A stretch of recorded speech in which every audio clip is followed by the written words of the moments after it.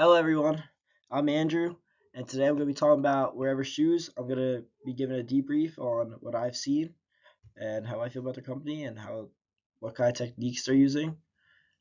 So, first off, their results. And they got these results off a very great thing they did, which is taking a survey. Every great company needs to do that. So, basically, getting their customers' opinion. So, the top chart, the one in the middle of the page, is the overall ratings of customers of what they rated each shoe. And then I'm gonna go into detail on the right. You can read, but it's like a normal, like traditional school grading system, but in numbers. So excellence greater than 9, or that above average is between 8 and 9, average is between 5 and 7, and a poor is greater than 5 or less than 5.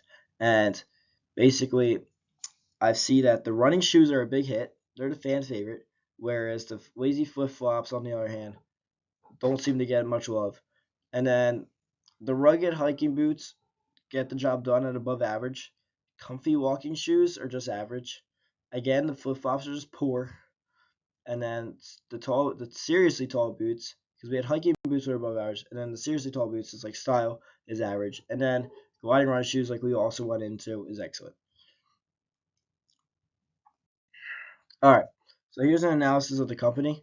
So first thing, like I was saying, they did a great job by using a survey to gather data, and they did this by in their criteria tab. They used D average equals B minus D, and then that's A to A. And this formula is how they found their average of the criteria of the comfort, style, and fit of their shoes, which are all things they put in their survey for their customers. And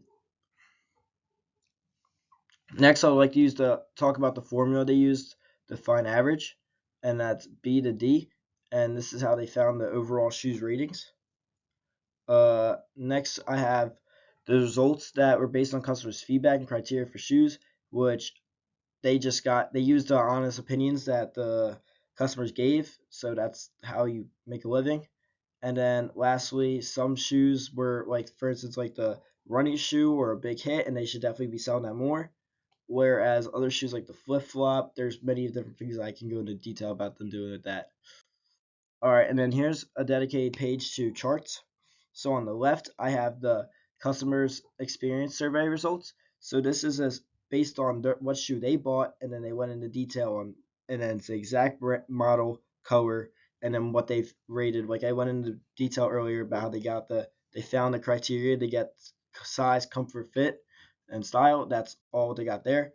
And then on the right, it's just more of it just shows the company's back order of how much they got, and then for like online, like you can see what they got. And then here's what I'm going into detail about. So for my recommendations, they got the running shoes are a big hit. That's going well. That's the lead of their company right now. So that being said, they need to make sure they always have a big stock of that, and if not, they need to have maybe maybe up it in price, because that is the thing that's doing the best for them right now. But they can't go too much. But they should definitely maybe up it to like $5. And then, for instance, the flip flops, they're so unprofitable.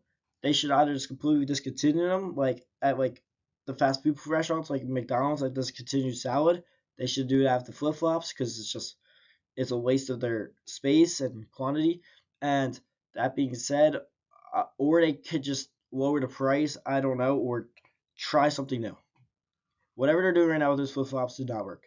And then lastly, I would like to go detail again that I really like that data and how it tracks trends, and then it keeps them updated, and they always know what they have.